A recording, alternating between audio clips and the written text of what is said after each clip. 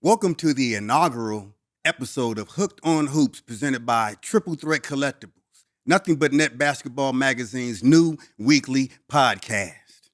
My name is Patrick Straw Pratt. I, along with NBN Magazine's editor-in-chief and Pango's president Dinos Trigonis, are your co-hosts. This podcast will be a no-holds-barred, entertaining but serious discussion of important issues related to today's high school, college, and pro basketball environment. Dinos? Great to have you, Pat.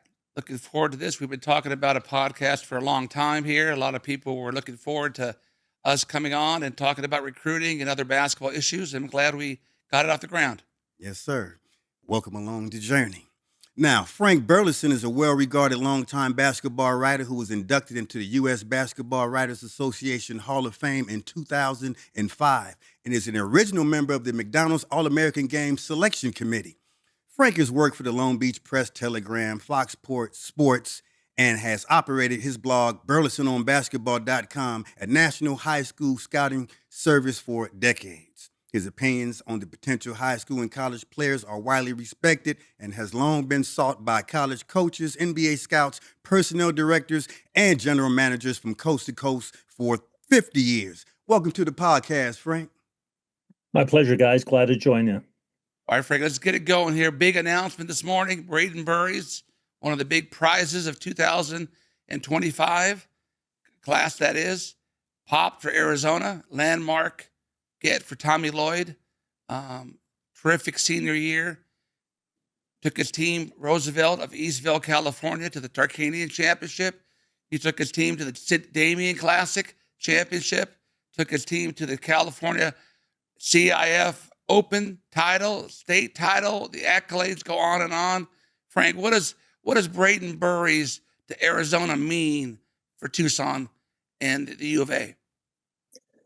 Well, Dinos, I think as you mentioned, you recited a lot of his accomplishments in the 2 years, well, actually 3 years. He was ineligible as a sophomore at Roosevelt after spending his freshman season at Riverside Poly. But last 2 years, I mean, people forget because of the accomplishments of Roosevelt, as you mentioned, that became the first team to win the Tarkanian Classic and the Damien Classic at Damien Platinum Division championships the same years. And the things he did is beyond belief in terms of top 5 at Pango's All-American Camp last June, top 5 at the NBA Players Association camp in June, and then I believe he was a top 5 selection for EYBL. So there's a guy who the last couple of years has been as good as any player in the country, and certainly capped it all with a state championship open run in California. And again, I think certainly the impact on the University of Arizona's team next season will be profound and immediate, with Caleb Love, who's multi-year All-American at both North Carolina and Arizona, departing.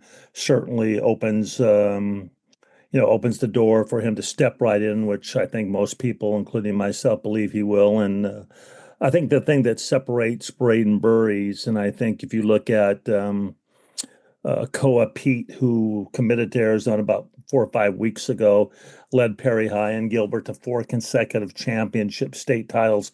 First player to ever do that, comparable to what Stanley Johnson did at Mater Dei 12, 13 years ago in California. And then I think if you look, to me, there's a nice parallel classes here, that by Duke in Arizona. And, a lot of teams are going to have McDonald's All-Americans on their rosters next season, and future lottery picks and future pros. And I think, Burries and Pete are that. But I think that this thing that separates Pete and Burries at Arizona, and the other example I'm going to use is Duke with Cameron and Caden Boozer, Miami, Columbus, and Nicholas Hamania, Harvard Westlake. When you look at those guys, it's a cliche, but when people call somebody a winner, but when you look at Burries at Roosevelt, Pete at Perry, what they bring to Arizona in terms of winning culture and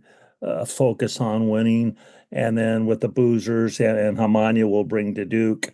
I think there's a good parallel, and I think what separates those guys is, they've been winners wherever they've gone in terms of winning championships. And I think they'll bring, another cliche culture, but I think they'll enhance that culture because certainly Duke and Arizona are two of the more successful programs in the last, 3, 4 decades or whatnot. And I think they'll carry over that, as opposed to, I think, a lot of other players who may be in this class as physically gifted as those guys are, but maybe don't have that same passion or focus on winning that the Duke and Arizona players from the class of 25 have. Well, the one thing that struck out to me this year about Roosevelt, obviously, Burries was a key part of that team, but he had a very good supporting cast with Isaac Williamson, who's a Anderson Hunt type shooter, and Miles Walker, who was small in stature, huge in heart, making plays.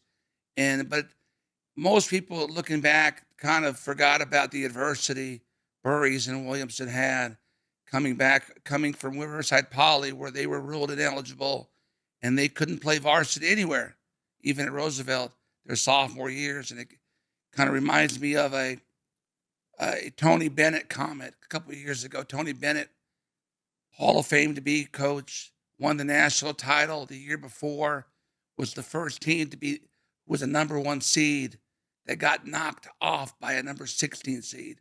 And having to endure that and come back the next year, kind of like Florida. People don't realize that Florida's hot right now. They were bounced in the first round last year.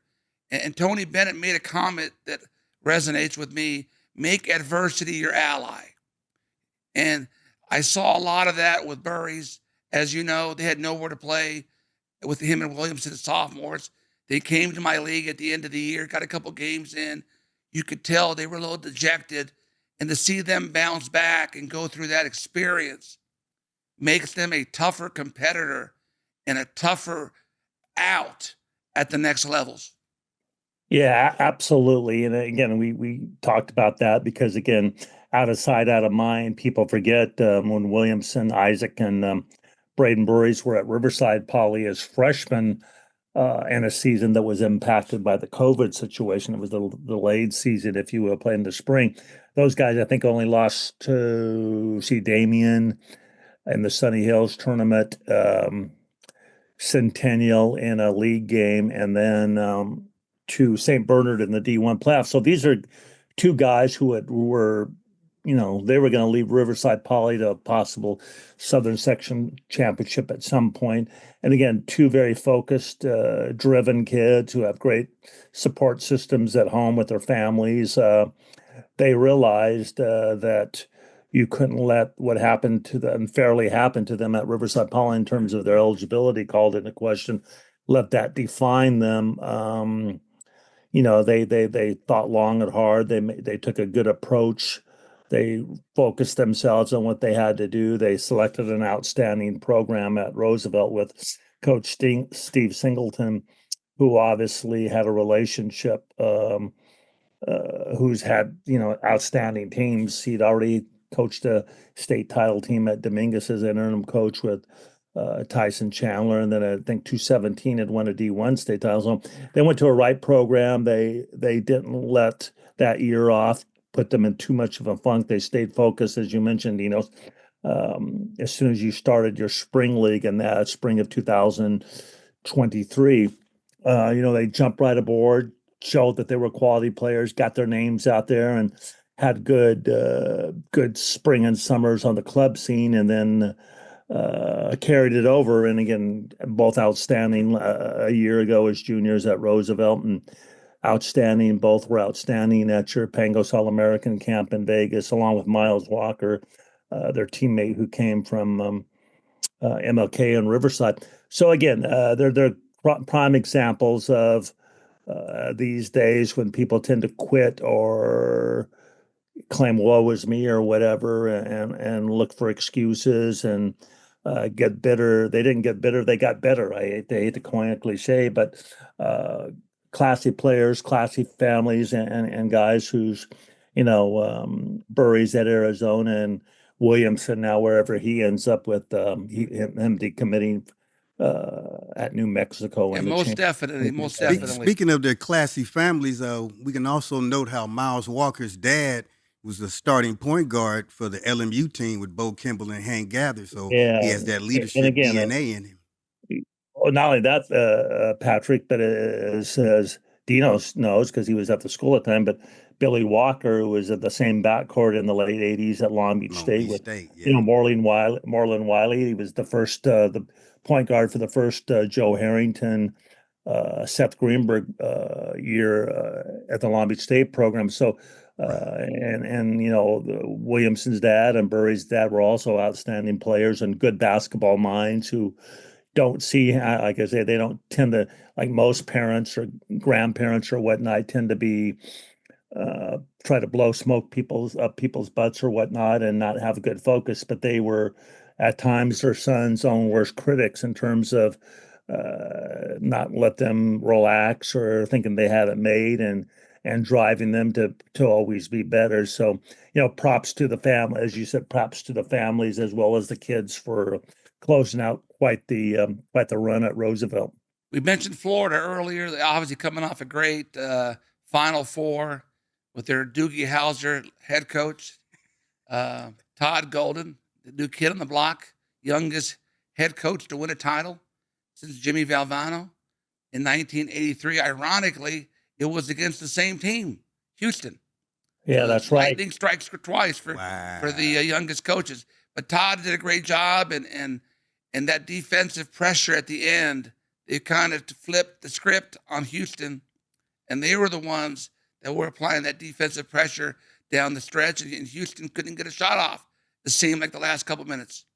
What's interesting, Dinos and Patrick, is again, you forget about that. You forget about, the longer you, like certainly me, the longer you go, you forget how it's sort of like when you were in fourth or fifth grade and your teachers seemed like they were about 60. And when you look back and they were about 23 or 24, but when I saw a chart of the youngest coaches to win national titles, and Bob Knight was 35 years old in '76 on that great, Scott May, Kent Benson, Quinn Buckner, Bobby Wilkerson, Tom Abernathy team. And you just forget Knight, a guy who's, maybe it was because of his personality or whatever, he always seemed 50 or 60 to me. And yeah, there he was, his first national title. The year before, they would have probably won it too, which was Wooden's last year. But Scott May broke his arm in a regional final against Kentucky. If he wouldn't have broken his arm, they would have won that game and probably won back-to-back national titles. Hey, Frank, who in your opinion were the stars of this Final Four? Obviously, Cooper Flag had a tremendous game, but they kind of had a bad last part of that game. Who were the unsung heroes of this Final Four? Well, I mean, you brought them up. I hate to throw it, on the coaches, because certainly the coaches only can put players in positions to succeed. But when you look what Todd Golden did with this Florida team, and again, I think Clayton probably played himself into a position to be possibly a first round pick. Who knows? Going into the season, nobody spoke of Walter Clayton being, a guy who could potentially be an All-American and lead his team to a national title, but he did that. But I think, Todd Golden, as you said, Dino's at age 39, obviously a real Kyle Smith and Randy Bennett roots, worked with both those guys before. And what he did, coming from behind, his last UConn, obviously, and obviously they Auburn. Were down 12 there in the early second half. Yeah, to all three of those teams they played, their last three wins were all games in which they had significant deficits in the second half. So props to him, props to what Kelvin Sampson's done with that Houston program, and probably, in the last couple of minutes, what they did, 9 down with a little more than 2 minutes to go, I think. And I think Duke had the ball, but certainly that was good again. And I think, Cooper Flag, if he hits that turnaround jumper and they hold on and beat Houston and then win a national title, we're talking about, one of the great Michael Jordan kind of freshman year when he led Carolina to a championship. But again, I think Flag obviously didn't hit some shots down the stretch, but I don't think anybody would say that Flagg was a disappointment either in the tournament or on the season when you consider the immense hype and expectation he came into the season with, getting Duke to the Final Four and doing what he did and accomplishments and demonstrating that he's far and away the best, in my humble estimation, maybe the best American-born NBA draft pick since Anthony Davis, somebody like that. So I think, and he won all the major awards, Wooden and Naismith. So I get, you tend to only remember who wins those last second games. In this case, Florida certainly was worthy of the incredible run they had and the way they did it. I didn't like that call they made, that loose ball foul and that missed free throw on Cooper Flagg. I thought that was a cheap call. Yeah, you don't call but that again, if you want to do that, then if you watch that, that tough jumper, I think it was against what's his name, number 13 or whatever. That was as bad a hook on an offensive drive. Well, I was at the semifinals, Frank, on Saturday, and from where I was, that was one of the most physical games, Auburn, Florida. Oh, yeah. Physical games I've ever seen. That was one of the more, again, hard to call games, man. Unlike and you're dealing with guys that should be playing 24-hour fitness and not in the NCAA. But again, if you look at that Flagg hook, for God's sakes, that was like Michael Jordan's shove off on Brian Russell that before he hit that winning shot. But again, hey, I think with replays these days, they show that the refs, for the most part, do a heck of a job. Remember that first half? I thought about it, and again, who knows if it really mattered? But if you guys were watching live and they showed the replay, there was a defensive goaltending that should have given Houston another basket in the first half that they didn't allow, and replay certainly showed that the Florida kid's hand was on the ball when the ball was definitely in the cylinder. But again, hey, Houston on Saturday and Florida on Saturday and Sunday made the plays when it counts. So, hey, Frank, I was a little bit disappointed. Kelvin Sampson overdue for a title, one of the most respected coaches that I know. I mean, what he did with this year's team, 34, 35 wins. I don't think there's an NBA player on that starting five. No. He won with toughness. He won the way he's always won. And he was right there, and it would have been great to not only have him get his first title, it would have been the first ever Native American to win an NCAA title, which would have been a great thing as well. So let's go on. Let's transition here to the recruiting, because we got a few minutes left here. The recruiting is not much left. Obviously, the transfer portal is making a big impact on the high school recruiting scene, but there are some quality guys on the board right now. Some have decommitted because of coaching changes or otherwise. Others have been under-recruited, like Walter Clayton was a 0-star recruit. Yeah. And there are some guys out there that I think have the skill and the toughness to help teams win. Well, as you say, we talked just about strictly in Southern California. You mentioned before we went on there, Elsie Harrington from St. John Bosco, tremendous 4-year player for the Braves. I guess just made it official that he was decommitting from USC. Outstanding guard, great student. Both parents are physicians, of course. We talked about Isaac Williamson from Roosevelt, tremendous defender and jump shooter who had originally signed with New Mexico, but when that staff moved on to Xavier, he got his release, and I think he's going to visit. He and his family will visit UNLV Sunday, and then Hudson Mays from Redondo, who had a great senior year when the Central Michigan coach Tony Barbee was fired. He got his release, so I think he's going to be visiting, among others. I think he'll be at New Mexico for a visit next week too.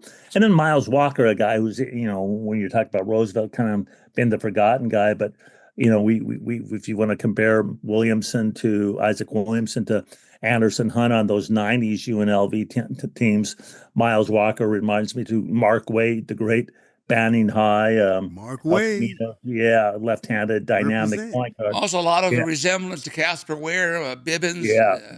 Certainly. State, Bishop certainly a dynamic player, and my guess is somebody, college coaches, the D1 programs aren't that.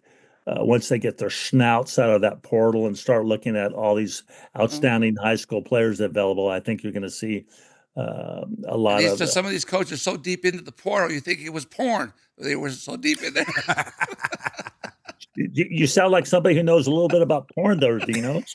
And I don't take any expert So credit. you've heard. So you've heard. I'm just saying. Now let's talk about two other guys, California roots. I like, played for my team. I'm kind of partial to them. They're both post grads. They're older now, obviously.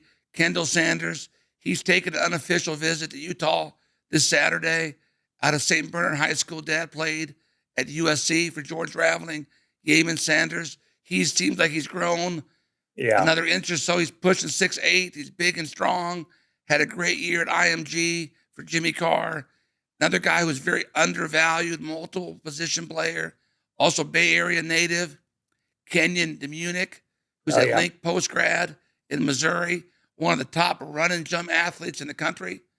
Needs to put on some strength, but he's got tremendous long-term potential. There's guys out there, I think, that could fit certain needs, and I think it's time for these coaches to not necessarily withdraw from the portal, but start taking a look at guys elsewhere that could fit what they're doing. 'Cause they're not going to get people I think a lot.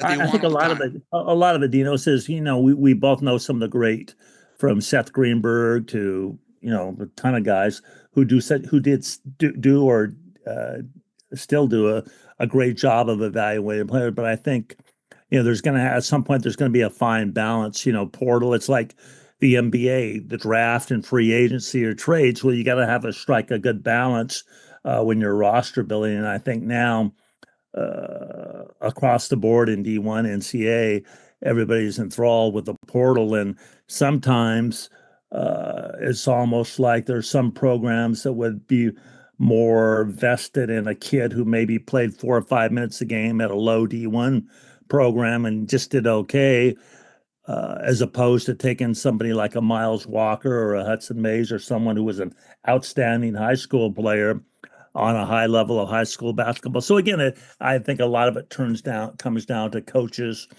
having their faith in their own ability to make decisions and trusting their own eyes instead of relying a little bit on hype or sheer numbers. Well, Frank, I think the problem with the portal, I think it's not a bad thing if you do it strategically. Obviously, Florida did a good job at that.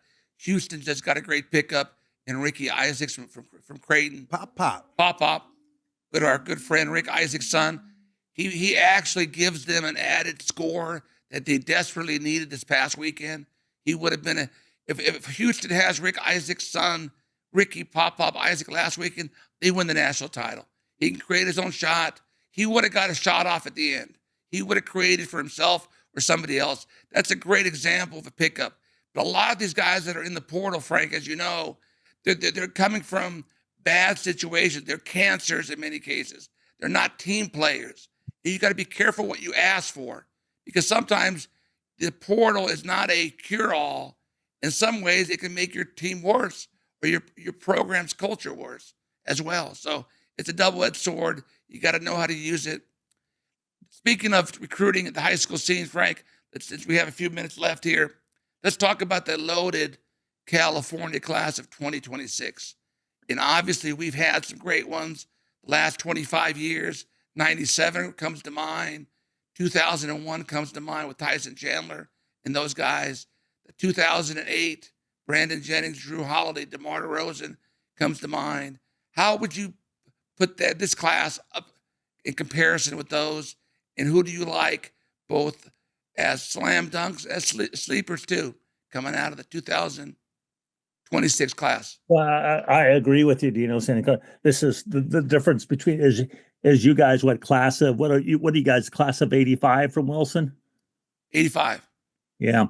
Well, I'm the class, so I can I can go back and when initially, again, everybody has a pretty good feel for how old I am, but when we talk about the great classes, I think of 73 with Marcus Johnson and Clifton Pondexter in the West, and Richard Washington, and 75 with Hamilton and Greenwood and Theus and James Hardy and Brad Holland and Flinny Ray Williams, and 79 with Michael Holden and Darren Day and all those great players. But again, I agree with you on all those classes you mentioned. I think the thing about the class of 26 is, even though there's, from Jason Crow Jr. to Elijah Reza. There's something like the top five Oh, in 24/7. All five I- are from California, and we lost one in Elijah Arenas. This has to be Yeah, top heavy here. I think, which is what, it takes me a while to get fired up for spring and summer basketball after a long regular season. But I think watching all these guys from the class of 20s, we talk about sleepers, and, we two guys who are veterans of your multiple your accounts, but Elias Obinia from Salesian, who's been down at your camp multiple times down in Long Beach Captain and in EO. Vegas, and S.J. Madison, who had a great junior year for Redondo, and he's another one of those guys I Reminds remember. a little bit of Eddie Jones. Yeah, a perfect, great analogy, body wise, and the way he plays. But again, another guy I think I saw first time as a seventh or eighth grader at your event. So I think it's a tremendous year. I think which is you're going to see a little more balance among the teams in Southern California next year, but also a class of 26 that's probably going to be 25 to 40 deep and surefire mid to high major players in Southern California alone. Yeah, I kind of start with the top tier of Tyron Stokes, Brandon McCoy, Taj Ariza, Christian Collins, and Crow in no particular order. That's my top tier at the moment. Then you have that second elite tier, guys like Brandon Martinson, Julius Price, Caton Bailey, Max Adams, S.J. Madison, who you mentioned, Luke Barnett, one of the best shooters we've seen in quite some time, Joe Sterling, another primetime shooter, Isaiah Rogers. Rogers coming back. He can fill it up. Then we got Obenia, we talked about, Andrew Hillman, Miles Jones. Well, you know what, Dino? We can even go even further. When you talk about sleepers, you don't need anybody to pat you on your back when you've got those long arms. You could do it yourself. But think back to your spring league and your spring events, and you look at Asen Jimenez from La Habra, point guard, tremendous point guard, and Tyler Lopez, who was the sixth man on the Los Alamitos team that won CIF Southern Section D1 this year. Those are two guys who I think are Josiah really. Johnson from Mayfair too. Yeah. Oh, exactly. Great point guard whose parents played at Long Beach State. So I think it's a deep. The more we talk about, we're going to bring up other names, but it's a deep class, not only regionally but in Southern California. It's going to be a heck of a spring and summer just to watch how these guys do at the various events, including the Pangos All-American Camp, June 1st to 3rd, Bishop Gorman High in Las Vegas. Oh yes. You going to be there, Dinos? I think I might be there. I might if I get out of the my usual hot spot early enough. Yeah, if you show up in the gym early enough. Well, Frank, it was a pleasure having you on our inaugural podcast here with me and Dinos, Nothing But Net Basketball. And who you guys need to have as a special guest? Coach Fergie. Yes, Coach Fergie's there. If he ever answers his phone, our high school coach, Jim Coach Ferguson, baby. Ferg. We always had plenty of words for the wise. Varsity, let's go. Well, Frank, thanks for coming on. Appreciate having you. Sure we'll have you back on soon. And Looking forward to it, guys. Good chance. Talk Take care, basketball. See you on the sideline. Hooked on hoops. Hooked on hoops.